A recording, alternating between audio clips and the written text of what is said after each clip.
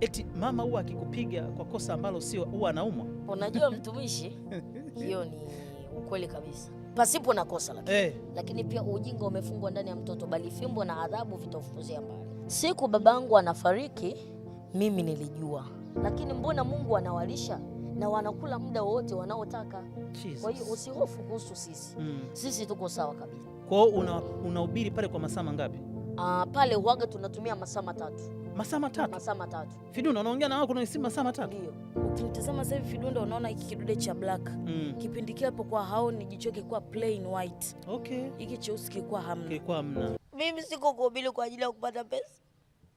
Niko kuhubiri kwa ajili ya kuziokoa roho za watu. I'm not here for my interest, but God sent me.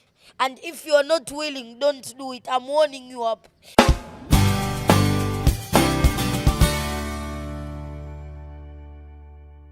Asante Mungu kwa kuweza kutupa kibali kikubwa kukutana na mtumishi wa Mungu Fidunda, na imekuwa ni baraka kwangu kwa sababu hizi wiki 2-3 ukipita kwenye mitandao ya kijamii TikTok hasa utakutana na klipu ya kaka yangu na mdogo wangu Fidunda akiwa na preach na ikawagusa watu wengi sana.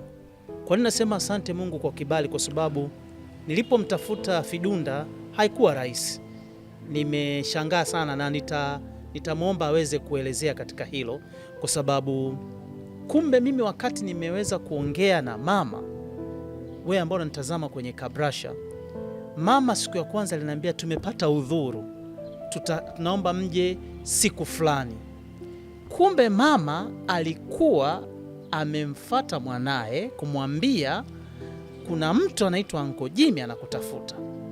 Fidunda akamwambia mama, naomba niingie kwenye maombi siku 3, alafu nisikie kile kitu Mungu atasema. Baada ya kuingia kwenye maombi Mungu akamruhusu, ndipo mama akanijibu akaniambia naomba mje siku fulani. Hiyo kwangu mimi imenistajabisha sana. Imagine Fidunda anasema hawezi kufanya kitu bila kumwomba Mungu. Karibu sana Fidunda. Bwana Yesu asifiwe. Amina. Bwana Yesu asifiwe mtumishi. Kabla kwenda kwenye yale mengi ambayo watu wanayatamani, amina, kwa nini uliomba before mimi kuja hapa? Na mama ananiambia sio mimi peke yangu, kuna watu wengi wameshakutafuta. Kabla ya kufanya nao kitu unaanza na Mungu. Why? Amina. Bwana Yesu asifiwe watu wa Mungu. Naomba nimjibu hapa Uncle Jimmy kwa swali aliloniuliza. Na kila kitu mfano hai nimeutoa kwa Yesu. Yesu kila kitu alipenda kunena kwa mifano. Na mimi naomba nitoe mfano hai. Kwa nini ninafanya mambo haya? Kwa nini kwanza ni lazima nimuombe Mungu ruhusa kabla ya kwenda au kufanya kitu fulani? Mfano hai tunamuona mtumishi wa Mungu Yoshua mwana wa Nuni. Kuna watu walikuwa wanagombana nao kwenda kuinvade ile country. Sasa katika kugombana na wale watu, kuna watu waliosalia. Sasa those people who remained played a trick to Joshua, na wakavaa nguo zilizokuukuu, nguo chafu zimechanika, kumbe walikuwa wanamchezea trick. Sasa walipofanya vile wakaenda mpaka kwa Yoshua, wakamwambia Yoshua, sisi ni watu tuliotoka katika nchi za mbali, tumechoka sana, their legs had sores. Wakaenda pale kwa Yoshua, lakini because Joshua didn't request that permission to God so that he can allow or not allow those people to stay from there and to know more about those people, Yoshua akawakaribisha tu wale watu, akawaapia kuwa hata waua, atawaacha wakae pale. Sasa baada ya kufanya hivyo, baada ya kuja kugundua sasa kumbe wale watu hawakuwa ni watu waliotoka mbali, walikuwa ni watu wa ile nchi ambao walikuwa wanagombana nao, Yoshua akaenda kumuuliza Mungu, why didn't you tell me about these people? What did God answer Joshua? God answered Joshua that you didn't ask the permission to me so that you can allow or not allow those people to come in that country. Sasa kwa kuwa Yoshua hakuomba ruhusa, ndio maana hata Mungu mwenyewe hakufanya chochote kuhusu jambo hilo, wala hakumwalifu Yoshua kuhusu jambo hilo. Now after that, hata kama Yoshua sawa aliwafanya those people to be mates, but what he got a disadvantage, why did he allow those people? And why didn't he beg the permission from God? That's why even me, to avoid problems, to avoid danger, to avoid conflicts, I decided, and I always decide, to beg the permission from God. Niombe ruhusa kwa Mungu kabla sijaenda mahali popote au kabla sijafanya kitu chochote. Amen. Amen. Amenijibu vizuri sana. Lakini ngoja nikushangaze mtu. Nitaomba Fidunda usimtaje mtu. Nyuma yangu hapa naambiwa kuna mwandishi mbobezi kwenye tasnia ya gospel. Nitaomba Fidunda usimtaje jina. Amen. Aliweza kumtafuta. Na alipomtafuta Fidunda akamwambia, alipitia kwa mama. Mama akamwambia Fidunda. Fidunda alivyoambiwa akasema, mama, naomba nikaombe. Haikuwa kwangu mimi siku 3. Mimi kwangu imekuwa siku 3. Fidunda alimwambia mama, naomba nikaombe kwa siku 7. Tuanzie hapo. Ni kweli kuna mtu alikutafuta, ni mtangazaji tu mzuri kwenye Christian, na ukamwambia mama nikaombe kwa siku 7? Hem, tuadisie. That's true.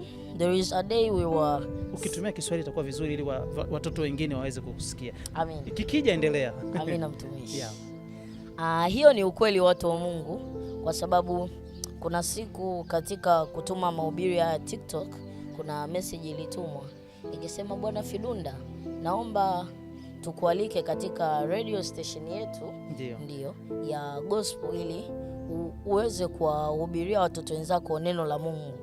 Ndio sasa mama aliposikia vile akaja kuniambia mimi, Bwana Fidunda, kuna shirika moja, radio station moja imekwambia kitu fulani fulani na fulani. Mimi nikasema sawa mama, lakini ni lazima kwanza niombe ruhusa kwa Mungu kabla sijapata disadvantage yoyote. Maana Mungu anatuambia ukiona neno ni heri ukajifunza. Kama lile neno la Yoshua nilijifunza kutoka pale. Yes. Ndio maana nikaamua kwanza kumwomba Mungu ruhusa, na ilinichukua siku 7 kumwomba Mungu ruhusa ile. Na katika siku ya 7 Mungu alinijibu. Ndio. Kwa sababu muda mwingine nakuaga tu hivi nimekaa na litafakari neno la Mungu. Kwa hiyo pale katika kulitafakari waga inakuja sauti kwa upole mno, very quietly. Alafu ile sauti waga inakuja ukiwa kwenye sehemu ya utulivu kabisa. Usipokuwa katika sehemu ya makelele changanyikeni, hapana. Ndio ukiwa katika sehemu ya utulivu umekaa umetulia, ndipo ile sauti inakuja. Nakwambia hivi na hivi. Kwa hiyo nilipopata ruhusa ile kweli nikamwambia mama, kibali nimekipata. Lakini kuna some things that God told me. Yeah. So I must not do those things when I reach there. So na kweli mpaka leo nimelitimiza agano la Mungu. Na kwa kumkatisha kakaangu Fidunda, Mungu alimwambia kwamba huyo mtu akija kufanya na wewe interview asikuombee. Yaani hiyo ndo kauli ya Mungu ilitoka heaven. Kwamba huyo mtu sawa, nakubali ufanye naye, lakini asikuombee. Ndio. Hilo tumelimaliza. Fidunda yuko peke yake. Nimekuja hapa ni nyumbani kwao, yuko na dada yake ambaye anaitwa Hope. Hope, Bwana asifiwe. Amina. Unajisikiaje kuweza kupata kaka ambaye naweza nikasema masaa yote amekuwa akishirikisha Mungu kwa kila hatua? Unajisikiaje? Kwa kweli mimi najisikia vizuri. Na saa nyingine ngoja na mimi nitolee mfano. Saa nyingine naweza nikaa na tatizo, nikawa sipo peke yangu wa kuomba. Unajua saa nyingine tatizo liza kukukuta ukawa wewe unajisikia mnyonge, huna hata nguvu ya kusimama. Kwa sababu nimempata kakaangu hapa ambaye Mungu huwa anamsikia kwa ukubwa, jambo langu linakuwa linaenda sawa. Na yeye ndiye anayenishauri, Bwana dada Oprah, kuwa na msuli, njoo tuingie katika maombi hivyo. Kabisa. Anasema hivyo. Ananiambia kabisa nikiwa na tatizo. Labda tatizo unajua kabisa tatizo alibebeki. Mfano ile kipindi cha msiba. Nilikuwa mimi siwezi kabisa, nalia tu. Ila mdogo wangu alinyanyuka hapa akaniambia, dada, unajua tukilia sasa itakuwaje? Inabidi tu kaze msuli, twende kwa Mungu tushukuru. Kwa sababu unavyoonekana unalia, inaonekana kama unamblame Mungu. Si ndio? Kwa nikamwambia hivi, usilie. Twende tusimame na Mungu. Mungu kamchukua baba. Ukiangalia kwa Ayubu, Mungu alivichukua vyote. Alimwacha Ayubu kama Ayubu. Sasa tukichukua ule mfano na wewe ukilia sana hivi, Mungu kamchukua baba, wengine tumebaki, itakuwaje? Kwa I feel proud. Wow. I wish ningepata nafasi ya kuzungumza la mama, lakini Mungu akimpa kibali siku moja nitatamani nizungumze naye, na naamini atanipa tu kibali siku moja. Tuendelee kuomba kwa sababu wengi watataka kumjua mama wa Fidunda ni nani na amewezaje kupata bahati ya kupata mtoto ambaye anatembea kwenye kanuni za kimungu. Kuna maswali mawili Fidunda. How old are you? Hilo la kwanza. Lakini na pili, klipu zako ambazo zimeweza kuleta hisia tofauti kwa watu ambao wako social media ni baada ya wewe kueleza kifo cha baba. Amina. Na struggle ambazo mlipatia. Amina. Ofwe hapo linaeleza kwamba mimi before baba kufa Mungu alizungumza na mimi. Amina. Kabisa, na ukaona maandiko chini. Amina. Tukirudi kwenye hilo, tupe story kidogo ya changamoto na namna ambavyo paka baba mlimzika ilikuwaje. Lakini ukiacha hilo, tuambie umri wako ni miaka mingapi, kwa sababu kuna ukiangalia comment hata mama atakuwa anasoma atakuwa anacheka sana. Wanasema huyu ni mtu mzima ama ni mtoto? Nikimwangalia Fidunda hapa, nataka nikwambie mtazamaji, kwenye mwili ni mtoto, lakini amepewa hekima na maarifa kama mtu mwenye umri wa miaka 35-40. Nadhani kama kuna faraja kubwa ambayo ndani ya familia hii wanaipata ni kuhusu Fidunda. Yanza ningetaka kusema tu kama kuna mume ambaye Mungu amempa mama, basi amempa Fidunda. Twende Fidunda hapo. Kwa kweli I'm 10 years of age na nina miaka 10 kwa umri. Ndio. Lakini pia umeniambia nikuelezee jinsi baba yangu alivyofariki hivyo. Watu wa Mungu, njia za Mungu hazichunguzike kabisa. Na mara nyingi sana na siku zote tunavyoomba, mwili huwa ni dhaifu sana. Lakini pia mwili hutamani kile kitu unachokiomba kijibiwe vile vile. Mara nyingi sana huaga tunasahau kuwa mapenzi ya Mungu lazima yatimie. Mimi sikuamini kabisa kwa ipo siku baba yangu atafariki, kutokana na vile nilivyokuwa ninamuombea kwa ukubwa sana aishi. Hata kipindi aliponiambia kuwa Fidunda bwana mimi ninaumwa, nikamwambia baba, Mungu atakuponya na hayo yote. Siku babangu anafariki mimi nilijua, maana kuna sauti iliniambia, Fidunda, baba yako hutakuwa naye.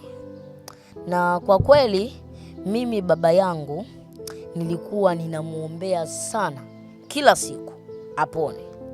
Lakini pia kipindi babangu alipokuwa anaumwa, alikuwa ananipigia simu, ananiambia bwana Fidunda bwana niombee.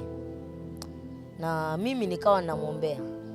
Lakini baadaye kuna siku nikawaza, nikasema Mathayo 17 mstari wa 21 imeandikwa, kuna mambo mengine hayawezekani bila kufunga na kusali. Kwa hiyo baada ya pale tukaanza mfungo, mimi, mama na dada Oprah. Mimi niliingia katika mfungo wa siku 3 kavu, na mama na dada Oprah wakawa wanafunga asubuhi na jioni. Lakini mfungo huo tulikuwa katika kumwombea baba apone. Basi ilipofika siku ya 3 nikasikia sauti ikiniambia, Fidunda, baba hutakuwa naye. Na wakati huo ninakumbuka kabisa nilikuwa ninaoga. Ulikuwa bafuni? Ndio, nilikuwa bafuni ninaoga. Okay. Na pale bafuni nilipokuwa ninaoga, pale chini pale kuna maandishi ya Kutoka 14 mstari wa 14 na Isaya 54 mstari wa 17. Yalitokea ukayaona? Nilikuwa nimeandika. Okay, sawa. Ndio. Nikamwambia Mungu, nikapiga magoti. Nikamwambia Mungu, umesema utanipigania na najua unanipigania. Sasa kama unanipigania mimi mtumishi wako, najua huwezi kuruhusu baba yangu afariki na aniache nisiwe naye tena. Lakini pamoja na hayo yote nilioga faster sana. Nikaenda kujiandaa ili ile sauti sijirudie. Ndio. Nikajiandaa pale, nikavaa nguo za shule, nikaenda shule.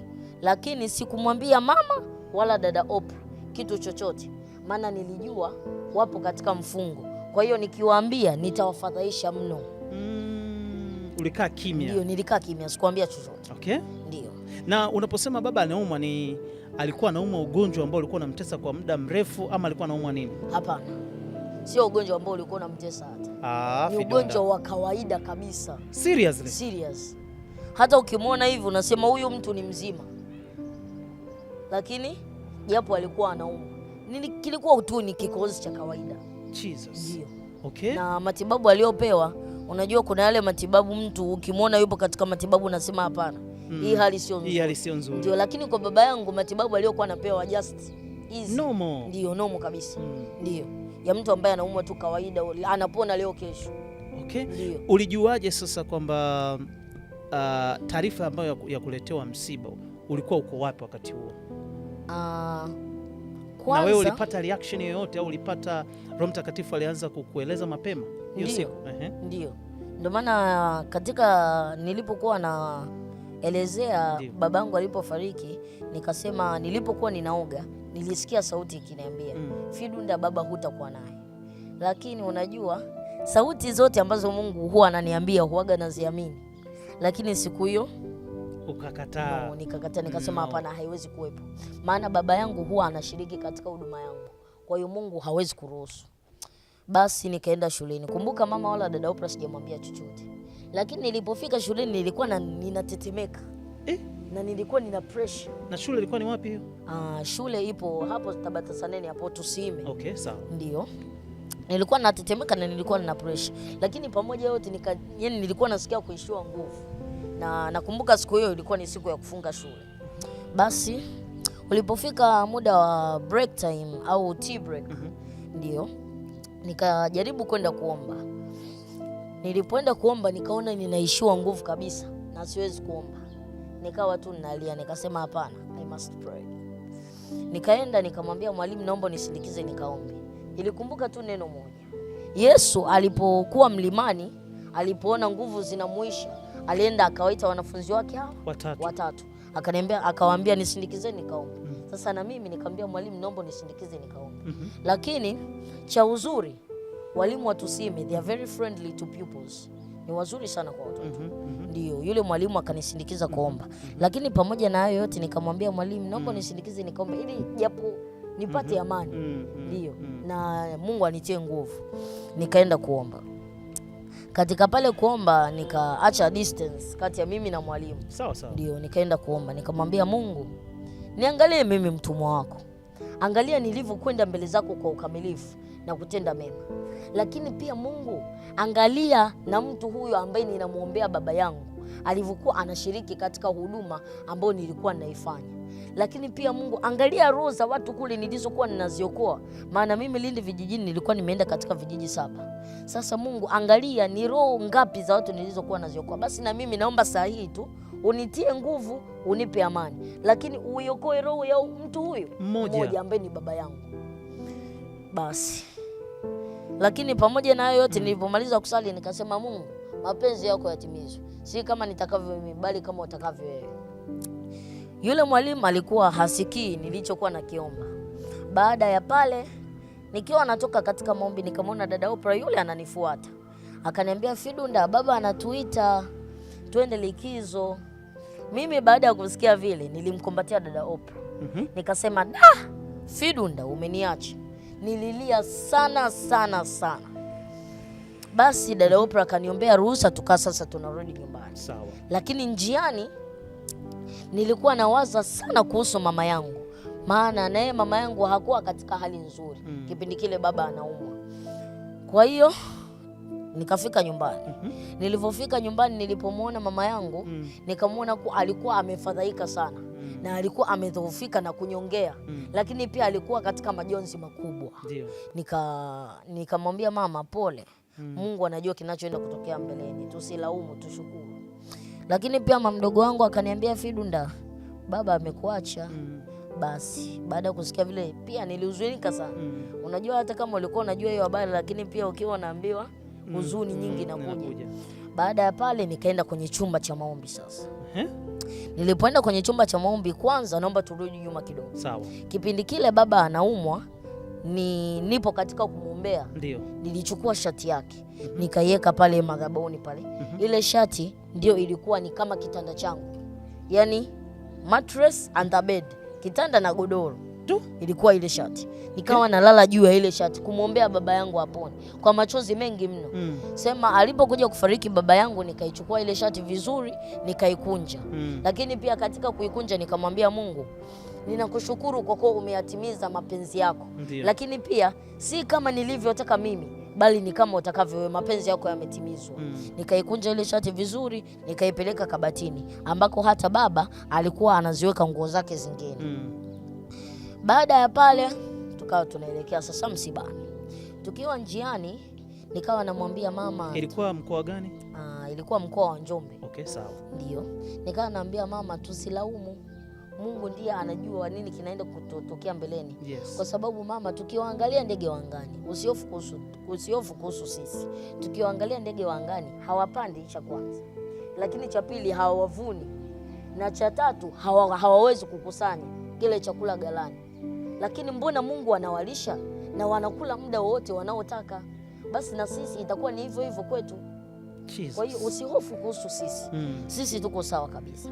Lakini pia cha ukubwa nilikuwa namtia vile mama moyo ili tusije tukampoteza na mama pia. Maana na yeye mama hali yake ilikuwa nzuri, lakini cha pili hakuwa sawa. Na cha tatu alikuwa katika majonzi makubwa kuhusu baba kufariki. Kwa hiyo nikawa namtia moyo ili tusimpoteze na mama tukawa yatima kabisa. Lakini nje ya pale katika maombi yangu binafsi tukiwa pale njiani nilikuwa namuomba Mungu, namwambia Mungu, naomba hii ikawe ndoto isiwe ukweli. I request this to be a dream. Okay. Maana naomba na pia ile sauti isijirudie na wala isiwe kweli. Ndio basi nikanajitia moyo. Tulipofika msibani, nilipoiona ile picha ya baba nikasema hapana, itakuwa nimemfananisha. Nikaisogelea tena. After seeing the face of my dad, nikaweka mikono nyuma.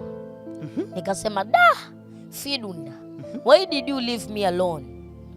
While you know the answers to my questions, you have them all. Now why did you die? Where will I get those answers from? Kwa hiyo baada ya hapo, unajua nilifadhaika mno. Lakini pia nikanyosha mikono juu. Nikasema, Baba, ninakushukuru kwa kuwa umeyatimiza mapenzi yako. Si kama nilivyotaka mimi, bali ni kama utakavyo wewe. Baada ya pale nikamwambia Fidunda, you fought a very good fight. You won the race and you kept the faith. Baada ya hapo nikaangalia picha ya babangu kama dakika 5 hivi. Lakini kuna wamama walijaribu kunitoa, nikamwambia naomba niache kidogo. Give me a distance. Nililia sana nilipoiona ile picha ya babangu. Jikaze. Pole sana. Nikaenda kuangalia ule mwili. Nikamwambia Fidunda, why did you leave me alone? Why my life is starting to change? Where will I get the money of preaching the word of God to those people? I feel like my power is overing and I feel I'm not comforted. So I cried very much. I said, Fidunda, why did you leave me alone? After that, we went to make him the grave. Basi tukamzika baba. Baada ya kumzika pale, siku ya pili nikaja kumwaga baba. Baada ya kumwaga tukaanza safari sasa ya kurudi Dar es Salaam. Lakini tulivyorudi huku, we had no money and we had nothing to do cause mama alikuwa anazitumia kipindi baba kabla hajafariki, mama alizitumia hela zake zote kuweka paving hapa, lakini pia alikuwa anafanya ujenzi katika nyumba yetu hii. Ndio maana watu wa Mungu, kama mnavyoona hizi paving, mama alizitumia hela zake zote kuziweka. Na kuna paving zingine pale inabidi tuziweke pale nje. Lakini pia hii nyumba mama ndiye alikuwa anaifanyia ukarabati. Kwa hiyo hatukuwa na cha kufanya. Lakini pia nilichokuwa nawaza kuliko vyote ni kitu kimoja. Unajua kule vijijini where I preach the word of God, kuna wahitaji cha kwanza ambao mimi ndo I had those responsibilities kuwahudumia. na kuna group la watoto ambao walikuwa wananiambia, Fidunda, tunahitaji uniform za shule. Fidunda, tunahitaji madaftari, tunahitaji viatu, tunahitaji kalamu. Mimi ndo nilikuwa nawanunulia wale watoto. Na pia kuna watoto wawili kuna siku nilikutana nao. Sasa wanajua mimi nikiwa kule vijijini, cha kwanza huaga ninakaa ninawakusanya kundi vile watoto. Huaga nawaambia, huaga ninawapa elimu, maana sijui kule kijijini wazazi wao huaga wanawapoteza huo muda wapi. Na watoto wengi mara nyingi huaga they waste their time kwenda kwenye mabanda ya video. Jesus. Kwa hiyo huaga nawaambia wale watoto, when you are at home, help your parents with the house chores, wasaidieni wazazi wenu kazi. Watoto wengine katika familia zao unaweza ukawaona mama na mtoto wanakuja kuonana jioni, tangia asubuhi wameamka, au wanakuja kuonana usiku. Mtoto yupo sehemu nyingine na mama yuko huko. Unasikia mtumishi wa Mungu, kwa muda mwingine mtoto anakuwa kwenye banda la video hadi saa 8 usiku na mama yupo sehemu nyingine, wanakuja tena kuonana usiku. Kwa hiyo unabidi ukae na wale watoto, uwape elimu. Ndio. Uwaambie watoto wenzangu, uwasaidieni wazazi wenu katika kazi za nyumbani, lakini pia msome kwa bidii. Sasa niliwapata watoto wawili walioniambia, Fidunda, sisi hatuendi shule. Nikawauliza, kwa nini hamwendi shule? Wakaniambia kwamba hawana uniform na hawana madaftari, kwa hiyo hawawezi kwenda shule because they don't have the stationery which they used to study. Yes. Sasa mimi nikawaahidi, nikawaambia nitawaletea uniform, nitawaletea mabegi, nitawaletea viatu, nitawaletea madaftari. Kwa hiyo baba yangu alipofariki, nikawa ninawaza ile hela ya kuwapelekea wale watoto mahitaji nitaipata wapi? Lakini pia pamoja na hayo yote, kuna mama fulani ni mjane, amefiwa na mumewe. Sasa nilimwahidi kuwa nitakuwa nampatia mahitaji, kwa sababu yeye she doesn't have which occupation which can bring her money. So nikawa namwambia nitakuwa nakupa mahitaji, ukitaka kitu fulani wewe niambie. Sasa akiniambia kwa sasa hivi mimi nitafanya nini? Kwa sababu baba hayupo. Ndio, baba hayupo, na baba ndiye aliyekuwa anatoa ile michango yote. Haiwezekani. Seriously? Serious. Wale wote uliokuwa unawaambia, ulikuwa unamfuata daddy. Ndio. Kuja kumwambia naomba hichi umsaidie huyu. Ndio, na baba alikuwa sio mgumu kabisa kwenye kutoa vile vitu. Jesus. Lakini pia kitu cha tatu, katika likizo zangu shule zikifunga, waga anakuwa kule kulihubiri neno la Mungu. Ndio, sasa ile nauli baba ndiye aliyekuwa anatoa pamoja na hela ya kula kule. Maana pia nikifika kule huaga nina watu sasa wengine tunakula pamoja, kwa sababu siwezi kula mimi na dada Oprah tu peke yetu. Waga tunakusanya kundi la watu, tunakula pale, tunaishi vizuri. Kwa hiyo sasa mimi nikaa ninawaza ile hela ya nauli na ile hela ya kula nitakuwa naipata wapi? But lastly kabisa, nikiwa huku Dar es Salaam, waga kila Jumamosi waga ninajiunga na wale watu wa vijijini kwa ajili ya kujifunza neno la Mungu. Sasa nikawa ninawaza, baba yangu alikuwa ndiye ananitumia ile hela mimi ninunue voucher ya kujiunga na wale watu, kwa sababu every day he had to send for me 10,000 Tanzanian shillings because I need to talk with those people, I need to buy the credit. Kwa hiyo nikawa siipati ile hela tena, lakini pia kila siku nilikuwa nina morning glory, evening glory and night prayers. Ndio maana tunaona mfano hai kwa Paulo na Sila, waliomba saa 8 milango ya gereza ikafunguka. Basi na mimi nikawa ninaomba na wale watu saa 8, kweli Mungu anatutendea. Sasa katika kufanya mambo hayo yote, ile hela tena nikawa sina pa kuipata. Muda mwingine namwambia mama, una MB kwenye simu yako, una voucher? Mama ananiambia Fidunda niache kwanza. Ndio, kwa hiyo unakuta tayari unasikia uchungu kwa sababu una watu ambao unatakiwa kwa nini kuwahudumia. Ndio, sasa I had no choice. Sikuwa na cha kufanya. Kwa hiyo hata nauli yenyewe nikaipati. So I felt so bad. And sometimes I had to think, I said, God, why did you do this? And you knew that my father was the only help. But at the end, I came to God and I said, sorry God, for thinking about you very bad. From that time I didn't think about anything.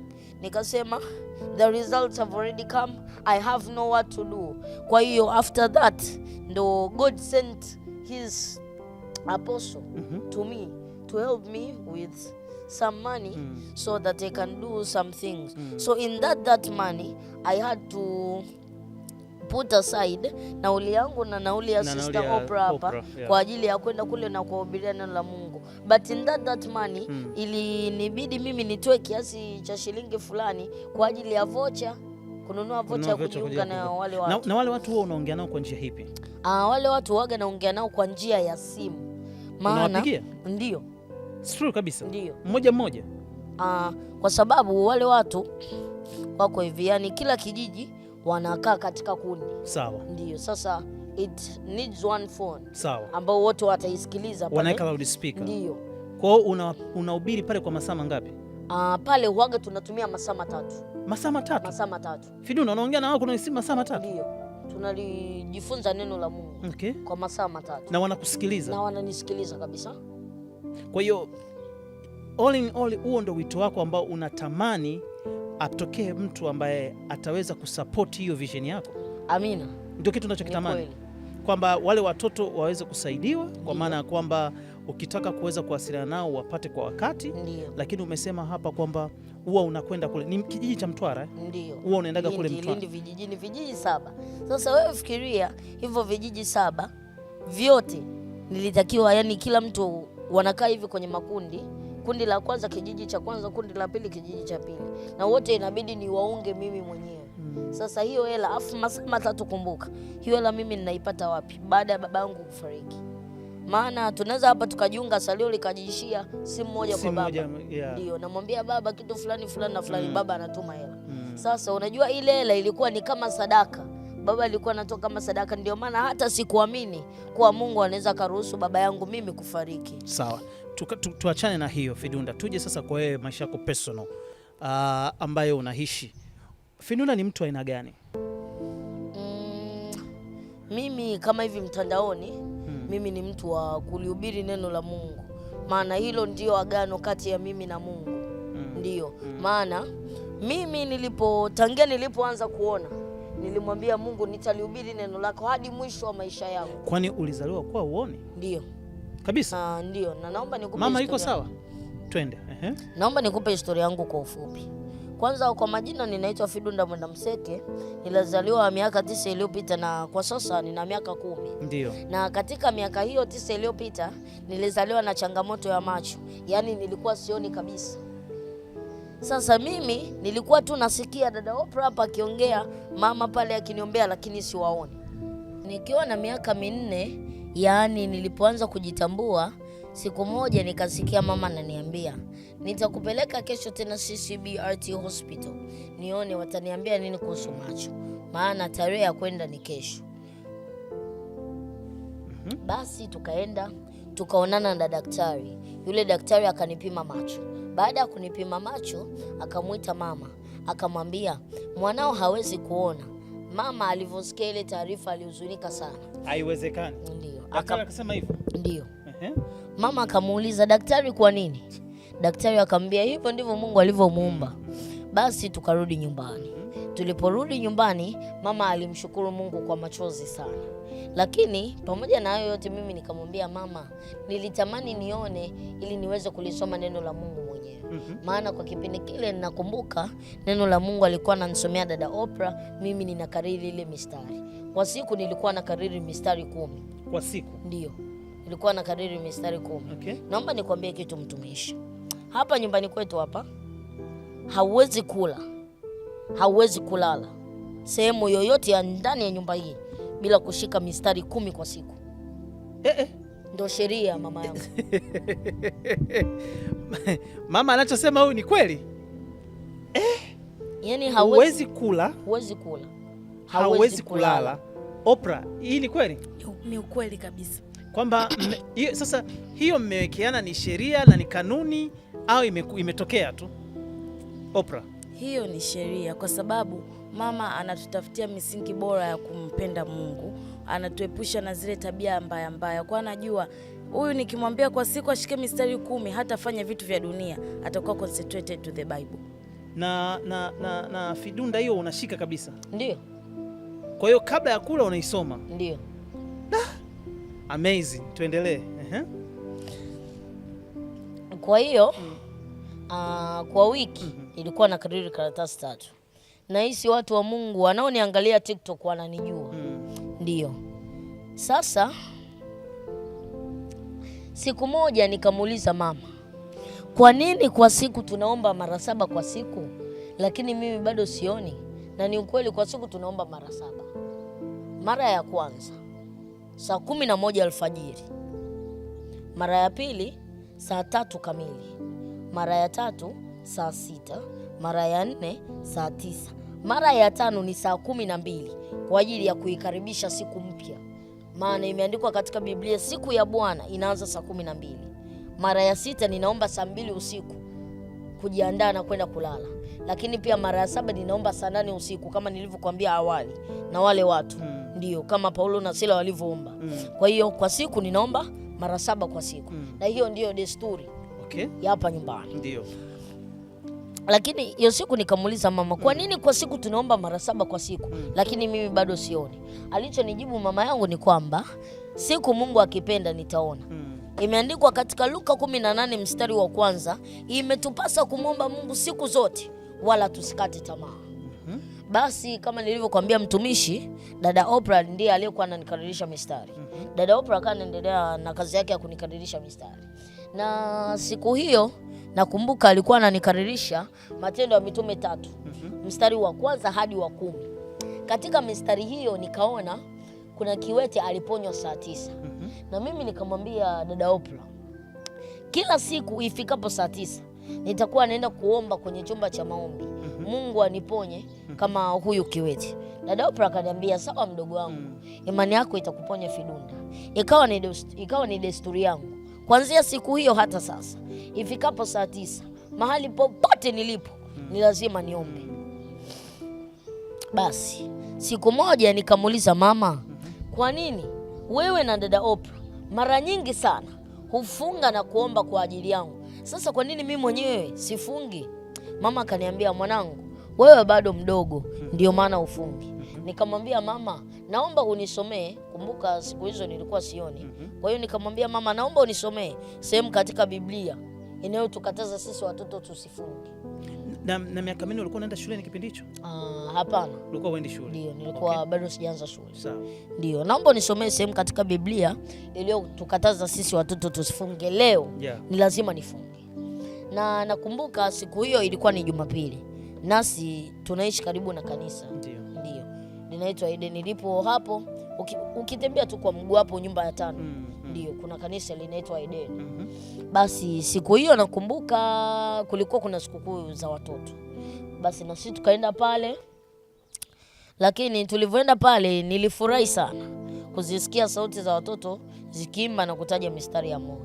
Pamoja na hayo yote, na mimi nilikuwa na shauku kubwa ya kutaja mistari yangu. Ndio. Nikamwambia mama, naomba ukaniombee na mimi ili niweze kutaja mistari yangu. Basi mama akaenda kuniombea, nikaruhusiwa kweli. Nikataja mistari yote niliyokariri karatasi 3. Watu wengi walifurahi na kunishangilia, lakini pia na mimi nilifurahi pia. Basi tukarudi nyumbani. Lakini mtumishi na watu wa Mungu, kumbuka siku hiyo kabisa nilikuwa katika mfungo. Ndio. Ikafika jioni na huo muda ulikuwa ni muda wa kufuturu. Mama akaandaa chakula na juisi. Mama akamwambia dada Oprah, vidonda usimletee glasi, atavunja. Mletee kikombe cha kawaida. Kipo pale juu ya beseni. Cha kushangaza, dada Oprah akawa hakioni kile kikombe. Mimi nikamwambia mama, nikalete mimi, maana ninakiona. Mama akaniambia, kalete mwanangu. Nikaenda nikakichukua kile kikombe nikampelekea. Unajua mama alifurahi sana. Sijui hata yeye mwenyewe alikuwa haamini. Akakichukua kile kikombe, akakipeleka tena sehemu nyingine. Akaniambia, akakichukua kile kikombe vidonda mwanangu. Nikakichukua, nikampelekea. Mama alimshukuru Mungu kwa ukubwa mno, yani kupita kawaida. Akampigia simu baba. Akamwambia, unajua vidonda ameanza kuona. Baba mwenyewe hakuamini anachokisikia. Hadi mwenyewe akaamua kuja kuniona. Maana yeye baba muda mwingi hatakuwa tunaspend naye hapa nyumbani. Maana baba yangu yeye alikuwa ni mtu wa biashara. Kwa hiyo alikuwa maisha yake yote yupo mikoani, yeye anasafiri hivyo. Siku zingine anakuwa nje ya nchi kabisa. Ndio.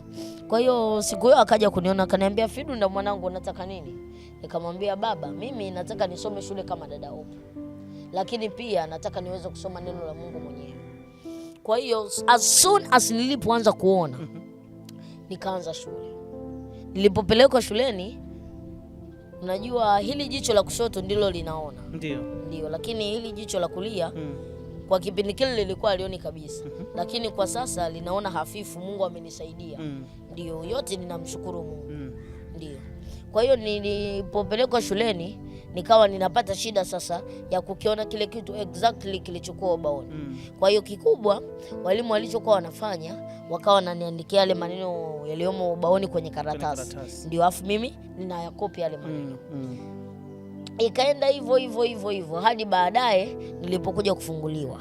Sasa nilipofunguliwa nikalijua kulisoma neno la Mungu mwenyewe. Kwa hiyo dada Oprah hapa akawa hausiki tena. Alisimama Mungu mwenyewe kunifundisha, lakini pia kuniongoza na kuniagiza wapi nilipeleke neno lake wakalisikia. Na mtumishi wa Mungu, hapa nilipo nimesha kwenda Lindi vijijini, vijiji 7. Kama Lindi, kama Liugulu, Likwela na vingine vimeshampokea Yesu kama Bwana na Mwokozi wa maisha yao. Kuna mtumishi mmoja wa Mungu anaitwa Pastor Mgisa Mtebe. Nadhani ni mtu ambaye anakwenda sana Mtwara na Lindi. Ninaamini interview ataiona. Na Pastor Mgisa Fidunda ni mtu ambaye anatamani kuwasaidia wale watu kule mkoani, na wewe umekuwa ukienda sana huko Lindi na Mtwara. Ikikupendeza mtumishi wa Mungu, nitaomba umtafute mama, na ikimpendeza Fidunda kupata kibali juu ya Mungu, basi itakuwa ni jema kuweza kuongozana naye. Nikirudi kwako Oprah, ukimuona kaka yako unajisikiaje? Na hata napokuwa nazungumza haya maneno, kwako una feel nini? Kusema kweli, sasa hivi nikimwona kwamba anaona hivyo najisikia furaha, kwa sababu kipindi kile alipokuwa haoni, hamna mtu aliyekuwa na furaha humu nyumbani, kwa sababu tulikuwa tunapata shida sana hivyo. Ndio, na nikimwona sasa hivi anaona, na namshukuru Mungu kusema kweli. Na nikiona hivi anavyoenda kwa Mungu, sichoki kwenda kwa Mungu kwenda kumuomba. Kwa sababu ukiangalia anavyoona sasa hivi, because ukiangalia kipindi kile, ukimtazama sasa hivi Fidunda unaona hiki kidude cha black. Kipindi kile alipokuwa haoni, jicho kilikuwa plain white. Okay. Hiki cheusi kilikuwa hamna. Kwa ukimwona sasa hivi nikimwangalia na nikivuta picha alipokuwa akiona vile, najisikia yani machozi, najisikia tu machozi kunitoka na kukimbia tu kwa Mungu, yani nitamani nikae tu, yani nisiondoke yale maeneo ya Mungu. Fidunda, wewe unasoma Tusime. Walimu wakikuona wanakuchukuliaje? Kama nilivyokuambia awali mtumishi, my teachers are very friendly to every person at school. Yani walimu wetu wana care sana pale Tusime.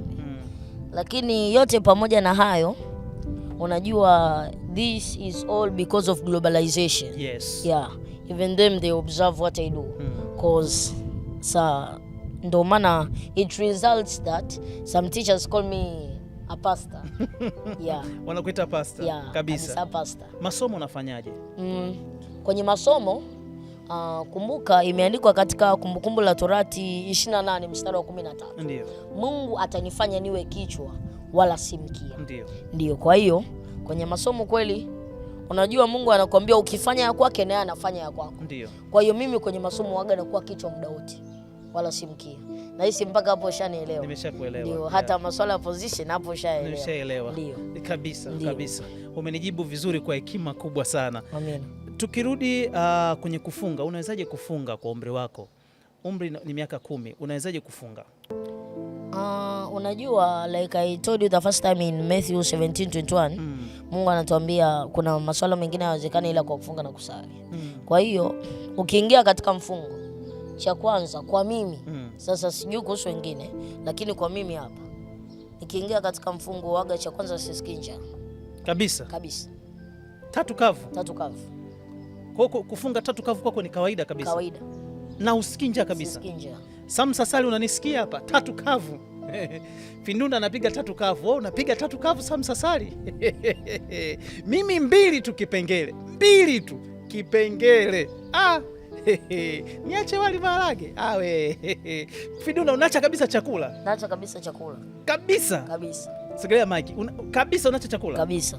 Huli kabisa? Sili. 3 kavu. Na unaenda shule? Naenda shule. na kila kitu kinaendelea. Uone tamaa wenzako pale chips nini time. Ushtuki? Sishtuki. Nikikurudisha nyuma kuhusu Bishop Dickson Kabugumila. Amina. Ulipoona amekutumia sadaka. Amina. Kwanza ulijua au mama ndo alikuja akakwambia? Na ulisha kukutana na Bishop Dickson Kabugumila? Hapana, tuseme ukweli hapana. Ndio. Na kuhusu hilo, unajua the phone which I used to send my posts is the phone of mom. Ndio. Yeah. So me as a child, I'm too young to be with the phone. Yes. And mom is the one who sees the comments, and she always tell me, Abason has comment this one. So sometimes she always give me to, for example, when we enter Messenger with a person, mom sometimes she tells me, okay, answer this person, because when I answer me, I may not answer as the way God instructs you to do.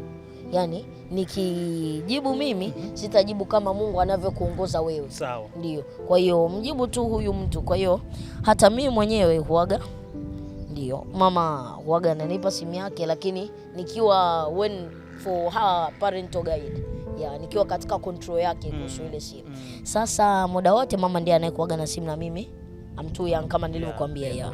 Kwa hiyo kama alikwambia kwamba huu muamala ni wa Dickson Kabugumila. Huu muamala ni wa Dickson Colonel Kabugumila. Lakini pia nilimshukuru Mungu kwa ukubwa sana kwa ajili ya mtumishi wake. And usitaje kiasi cha pesa alichotuma. Ndio.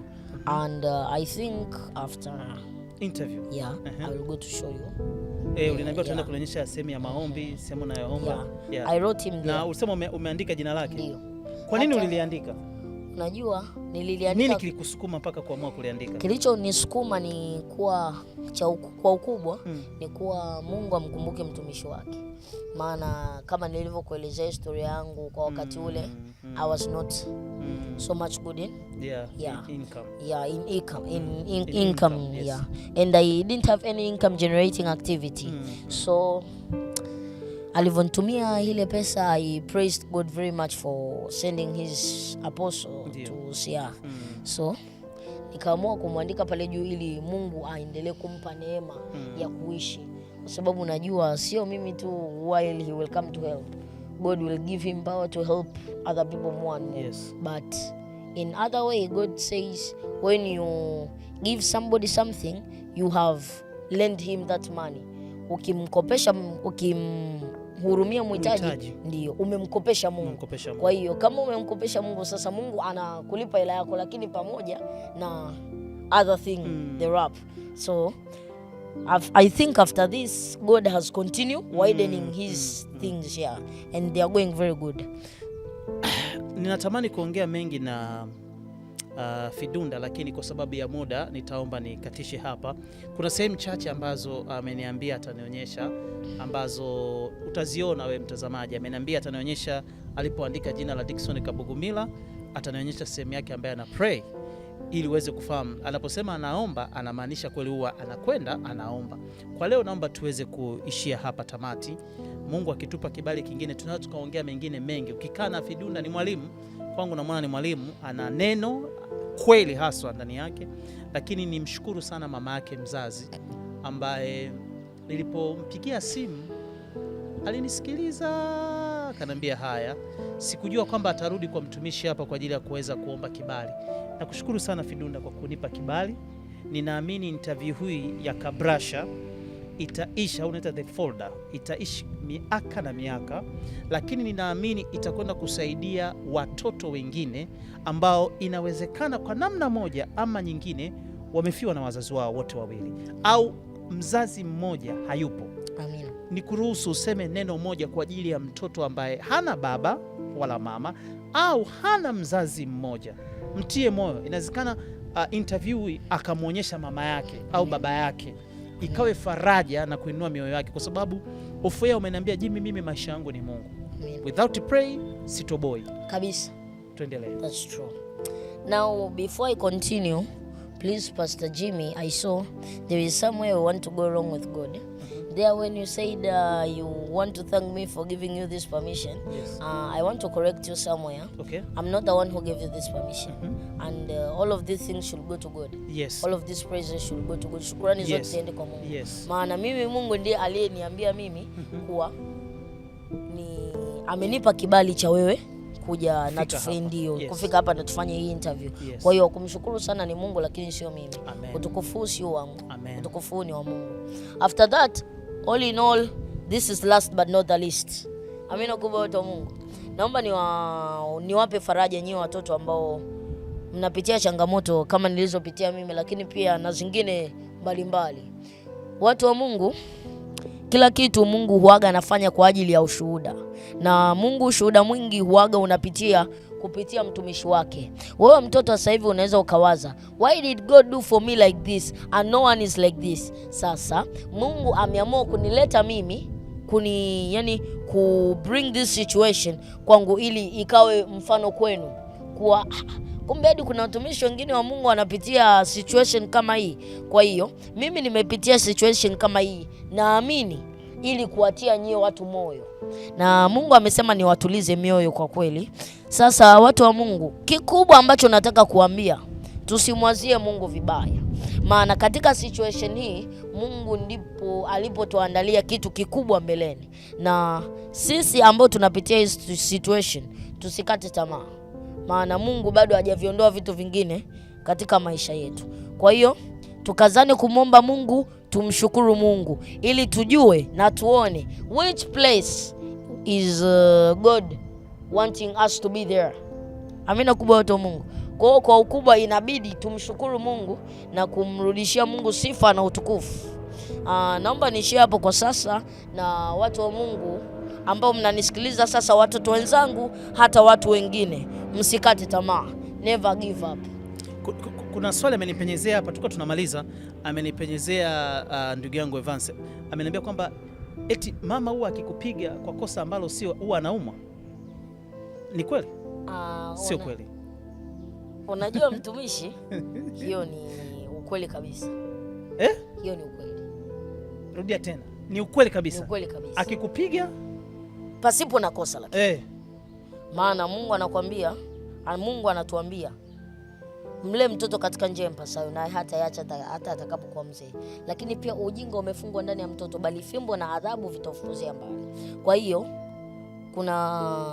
do you know, I want to tell you one word before we continue. Okay. No one who is perfect. Hakuna. No one who is perfect. Hakuna. So as me as a child, some places I always go wrong. I'm not right because I'm not born to be an angel.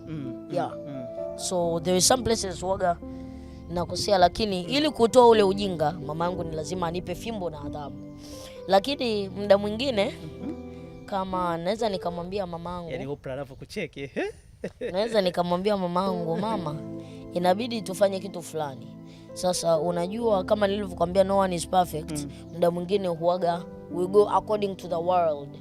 Ndio huaga watu wengine kidunia, mtu anasema no, it will not be good, and why are you telling me like this? Yeah, because my mom, the first thing there is, some days the rabak, she was using these things, like hard cosmetics. Now I was telling my mom, don't do these things, they are not right to God. Don't put because God, how he created you by his, yani Mungu ametuumba sisi kwa mfano wake. So unavoongeza other particulars kwenye body yako, ndio kwenye body yako, inaonekana kama unakufuru. Kama unamwambia Mungu, you are not right to create me like this. Yani haukuwa sahihi kuniumba namna hii. Sasa muda mwingine unajua unapomwelezea mzazi kidunia, ndio silaumu, lakini kidunia mzazi waga anakasirika. Sawa, anakuambia hapana, mimi, how will people see me how will those people observe me as? Ndio, kwa hiyo wanakuta muda mwingine anachapa, lakini waga simwambii mama utaona sijui nini. Hapana, unanyamaza tu kimya na wala husemi chochote, unabaki tu kimya. Lakini kwa kuwa Mungu is seeing that thing which you told her is right, ndio maana you know God doesn't give a direct punishment kwamba anakuja hivi, no, anakupa indirect ones. Unashangaa tu unaumwa, but after coming to realize ndio unajua kumbe what she was telling me it is true. Kwa hiyo ndipo nakuja kusema amina, na kile kitu unakuja kukiacha. Unashangaa after living that thing hali yako inabadilika, unakuwa tena una afya. Kwa hiyo baada ya kuona vile unajifunza sasa. Tuishie hapo Fidunda. Tuishie hapo. Ndio. Usiende mbali. Tumemaliza. Mungu akubariki. Kama utahitaji kuonana na Fidunda, nitafute mimi, alafu nitamweleza mama. Najua interview hii kuna watu wengi watanitafuta. Usiumie mtumishi wa Mungu. Kila mtu amepewa neema ya Mungu kwa namna ambavyo atamuongoza kwa ajili ya kumhoji Fidunda. Nitamtafuta mama, nitakupa namba, utaongea na mama yake, na Fidunda lazima aombe. Amina. Lazima aombe. Huji tu. In order to avoid danger. Yes. So kama naomba that I don't want to meet with you, no. In order to avoid danger and conflict. Yes. Yeah. Kwa hiyo ukipita nitakweza kumwambia mama, na mama akipata kibali kupitia Fidunda basi utafika. Mungu akubariki sana. Asante kwa kuitazama Kabrasha. Nilikuwa na Fidunda, nilikuwa na dada yangu Oprah ambaye yeye kiukweli leo hajaongea sana. Yeye amebaki kuwa kama mtazamaji. Mungu awabariki sana Fidunda. Amina. Mungu na nakuombea maisha marefu. Amina. Ninajua una kazi kubwa huko mbele, kubwa Mungu ambaye amekupa. Amina. Na nawatakia baraka njema. Amina. Kama utaguswa kwa ajili ya kuweza kumsaidia Fidunda kwa kile alichokisema kwa habari ya kule Mtwara, nitakupa namba ya mama yake.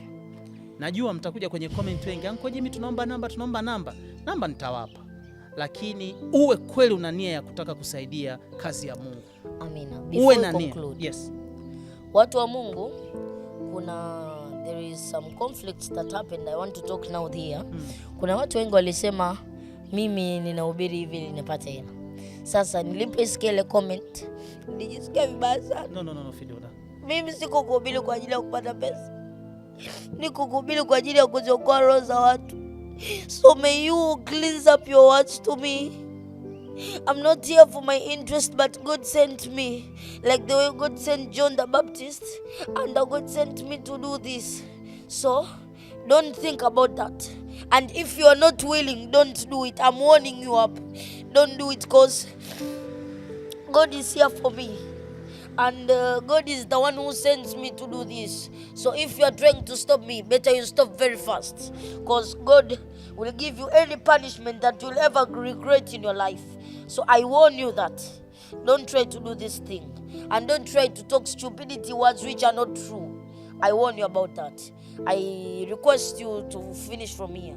But that I wanted to remind you, I'm not here because of money. But I'm here because God sent me. And God, when He hears that, I feel bad for some people. Do you know? There is a man in those... there is a man in those days of Moses. He was called Korah. That Korah used to tell to Moses, why God is talking to you but is not talking to us other people. But you saw Moses kept quiet, didn't answer anything. But the punishment, Korah was slaughtered and was swallowed by the earth. Okay. Yeah. So my friends and people of God, I'm telling you about this. Don't say anything bad about me. That's why I wanted to explain to you shortly, politely, and clearly about this, what I'm doing. God is the one sending me, but not for my own interest. Amen. Thanks so much, man of God. Mungu akubariki, tukutakie siku njema. Amina.